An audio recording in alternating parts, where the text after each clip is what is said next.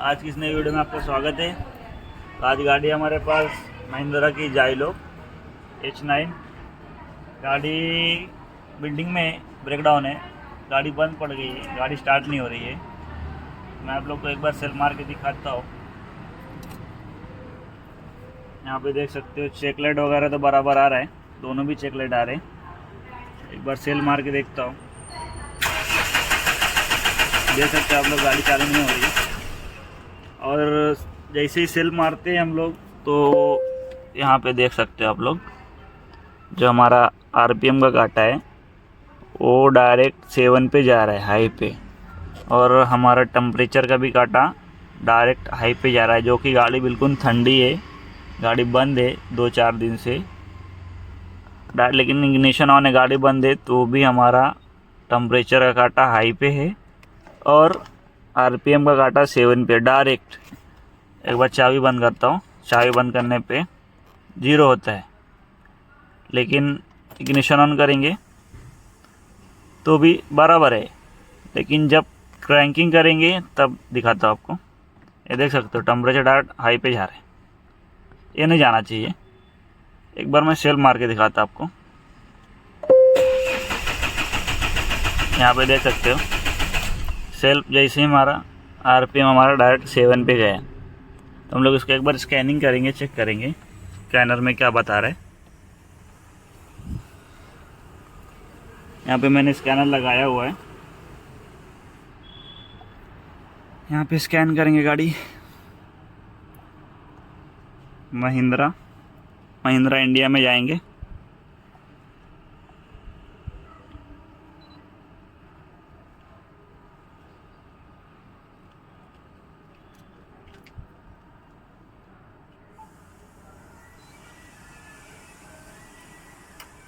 Vehicle selection में जाएंगे, passenger vehicle में जाएंगे। तो हमारी गाड़ी है जाइलो, तो ये जाइलो में सिलेक्ट करेंगे और मॉडल है H9। तो हम लोग H9 पे सिलेक्ट करेंगे लास्ट में। सिस्टम सिलेक्शन में जाएंगे और इंजन में चेक करेंगे कि इंजन कंट्रोल मॉड्यूल में क्या प्रॉब्लम है, इसको ओके करेंगे। यहाँ पे रीड फॉल्ट कोड करेंगे। यहाँ पे फॉल्ट कोड है SRC high for charged air cooler pressure down stream, history में है। दूसरा है deviation of the intake pressure controller above the maximum limit, वो भी हिस्ट्री में है। क्लच नॉन प्लसिबल एरर, वो भी हिस्ट्री में है। क्लच 90% स्विच प्लसिबिलिटी एरर, वो भी हिस्ट्री में है। जो हमारा करंट में फॉल्ट कोड है signal range check for coolant temperature sensor above maximum limit, वो हमारा है करंट में। और जो उसके बाद फॉल्ट है camshaft sensor no signal error आ रहा है, वो भी हमारा करंट में है। ये जो हमारा आरपीएम हाई जा रहा है, ये देख सकते हैं आप लोग, ये हमारा कैम सेंसर का जो फॉल्ट कोड आ रहा है उसकी वजह से वो सीधा आरपीएम सीधा हाई पे चला जाता है। और भी उसके नीचे क्या फॉल्ट है वो भी दिखाता हूँ मैं आपको। बहुत सारे फॉल्ट कोड हैं। यहाँ पे आ रहा है T50 सिग्नल एरर का फॉल्ट कोड है। तो ये फॉल्ट कोड मैं एक बार क्लियर करके देखता हूँ, उसके बाद कौन सा फॉल्ट कोड बचता है वो दिखाता हूँ। यहाँ पे फॉल्ट कोड करेंगे क्लियर।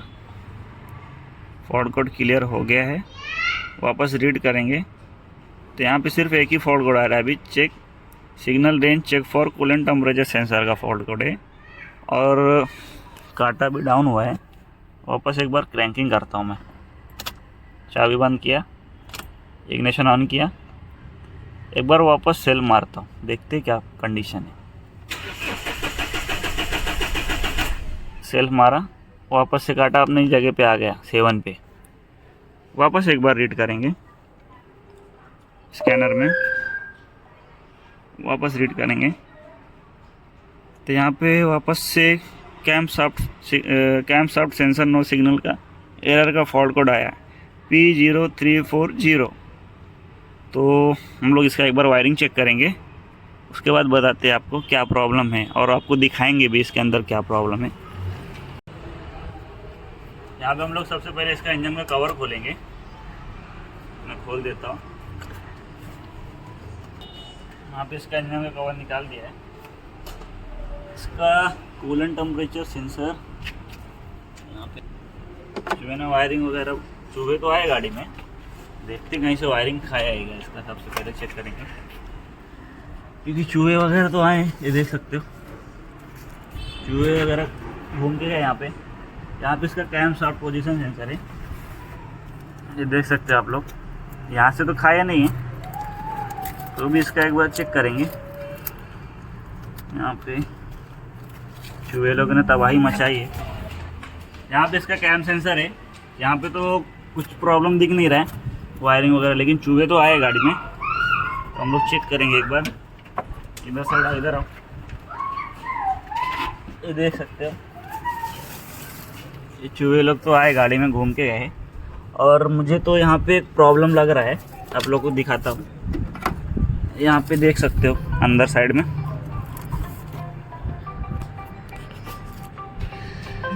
यहाँ पे आप लोग देख सकते होंगे, ये जो अंदर है, अंदर का लूम है इंजन का, यहाँ पे चूहे ने वायरिंग खाया है, ये देख सकते हो आप लोग।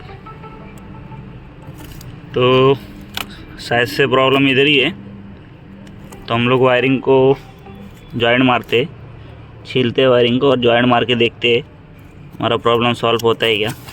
एक बार मैं उसको फाड़ता हूँ और चेक करता हूँ कितने वायर कटे।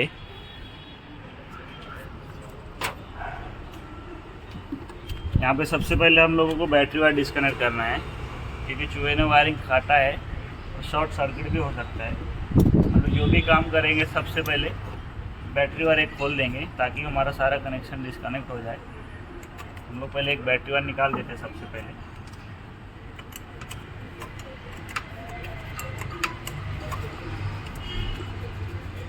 अभी मैंने बैटरी वायर निकाल दिया है। अब हमें काम करने में कोई दिक्कत नहीं होगी, और हम चेक करेंगे वायरिंग कौन सा कटा है, कौन सा शॉर्ट है, इसके ऊपर आपको बताएंगे। मैं वायरिंग को फाड़ता हूँ और दिखाता हूँ कितना वायरिंग काटा है। फ्रेंड, फाइनली हम लोगों ने वायर जॉइंट मार दिया है, आपको दिखाता हूँ। यहाँ पे देख सकते हो ये रेड में ब्लू और येलो में रेड। ये जो हमारा रेड में ब्लू कलर का वायर है, ये हमारा कैम शाफ्ट का है अंदर का, और जो येलो में रेड है ये हमारा कूलेंट टेम्परेचर का वायरिंग है, जो कि 2 फॉल्ट कोड लास्ट में हमारे बचे थे, वही 2 फॉल्ट इसकी वजह से आ रहे थे। तो अभी मैं टेपिंग नहीं करूँगा, एक बार बैटरी लगा के टेम्पररी चेक करता हूँ गाड़ी स्टार्ट होती है क्या, हमारा फॉल्ट कोड क्लियर होता है क्या। फिर उसके बाद आपको फाइनल दिखाता हूँ, टेपिंग वगैरह मार देता हूँ इसमें अच्छे से। लेकिन अभी मैं टेप नहीं मारूंगा, सिर्फ बैटरी रख के गाड़ी स्टार्ट करके देखता हूँ स्टार्ट होती है।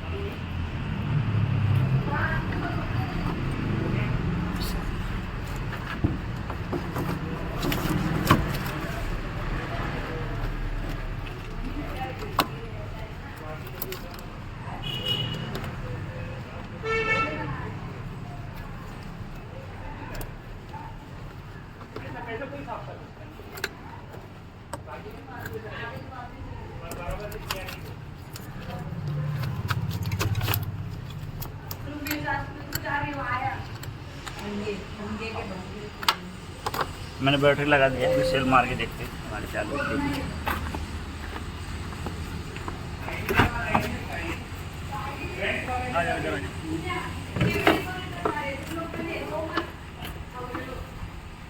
यहाँ पे मैं सेल मार के देखता हूँ गाड़ी हमारी चालू होती है क्या।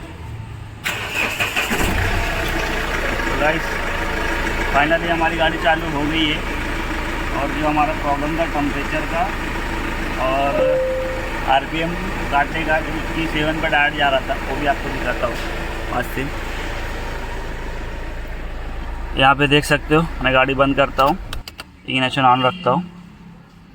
यहाँ पे देख सकते हो ये पहले टेम्परेचर काटा, टेम्परेचर काटा हमारा धीरे धीरे हाई पे जा रहा था, और सेल्फ मारने पे ये जो आरपीएम का काटा है सीधा 7 पे आ रहा था। तो एक बार स्टार्ट करके दिखाता हूँ गाड़ी आपको। ये देख सकते हो गाड़ी हमारी चालू हो गई है। जो प्रॉब्लम था वो 2 वायर का ही था, क्योंकि एक कूलेंट टेम्परेचर का वायर था येलो में रेड और दूसरा येलो में ब्लू। तो अभी मैं एक बार स्कैनिंग करके देखता हूँ हमारा फॉल्ट कोड क्लियर हुआ है क्या। गाड़ी को बंद कर देता हूँ और इग्निशन को रखता हूँ on.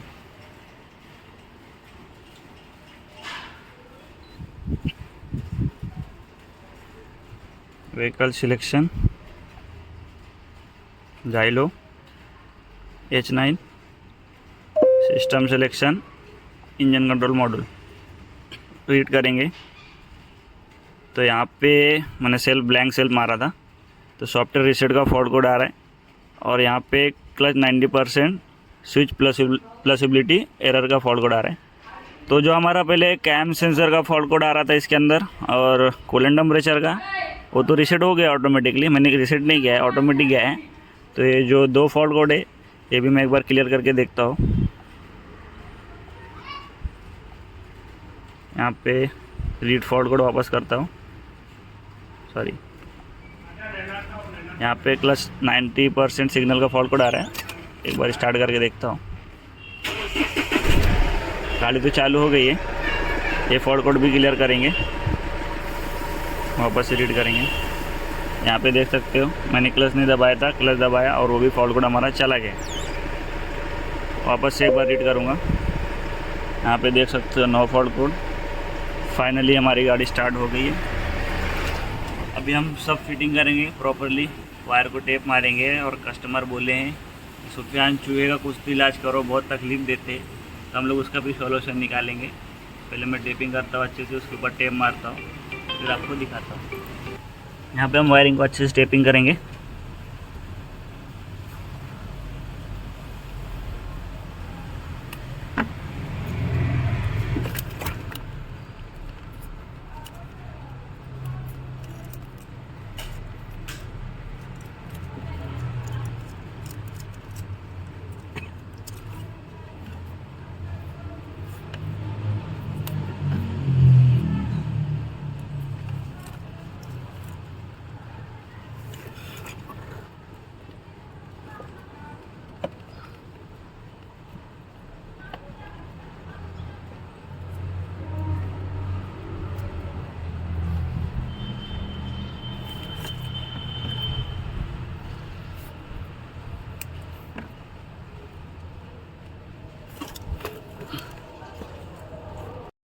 Guys finally wiring joint मार दिया है। यहाँ पे चूहे से बचने के लिए थोड़ा सा हमने अलग कुछ किया है, स्लू वगैरह भी मार दिया है ताकि चूहा वापस से वायरिंग ना काटे। तो एक जगह पे नहीं, मैंने बहुत जगह पे मारा है, मेरा ही काम है, पहले भी मारा मैंने, देख सकते हो। वायरिंग जॉइंट हमारा टेपिंग किया, उसके बाद स्लू भी मारा है। फाइनली हमारी गाड़ी भी कंप्लीट हो गई है। प्रॉब्लम भी, गाड़ी भी स्टार्ट करके आपको दिखाता हूँ कैसे स्टार्ट होती है। फाइनली हमारी गाड़ी कंप्लीट हो गई है। अगर आपको कभी ऐसे प्रॉब्लम आती है, स्टार्टिंग प्रॉब्लम आती है, इंजन क्रैकिंग होता है, स्टार्ट नहीं होती है, सबसे पहले हमको मीटर पे ध्यान देना है। हमारे मीटर पे कौन सी लाइट आ रही है, कौन सा प्रॉब्लम दिख रहा है उसके अंदर, क्योंकि आधा प्रॉब्लम तो हम लोगों को मीटर के ऊपर ही मालूम पड़ जाता है। जैसे कि मैंने क्रैकिंग किया और हमारा RPM काटा, सीधा 7 पे चला गया और टेम्परेचर सीधा हाई पे चला गया। तो आधे से ज़्यादा प्रॉब्लम हम लोग को मीटर के ऊपर ही मिल जाता है। जो RPM जा रहा था वो कैम साफ के ऊपर रहता है वो तो उसकी वजह से वायरिंग काटा था और वो सीधा 7 पे जा रहा था। तो हम लोग को सबसे पहले जब क्रैंकिंग करते 2-3 सेल मारते, गाड़ी चालू नहीं होती है, तो हमको मीटर पे ध्यान देना है कि मीटर पे हमारा प्रॉब्लम है, पहले से कुछ अलग दिख रहा है क्या। तो उसके ऊपर आपको आधे से ज़्यादा प्रॉब्लम तो उसके ऊपर ही मिल जाता है, सॉल्व हो जाता है, जैसे कि मैंने आज किया। तो गाइस फाइनली हमारी वीडियो कंप्लीट हो गई है, गाड़ी भी कंप्लीट हो गई है। तो आपको हमारी वीडियो अच्छी लगे तो प्लीज़ वीडियो को लाइक शेयर एंड सब्सक्राइब करें। थैंक यू, धन्यवाद।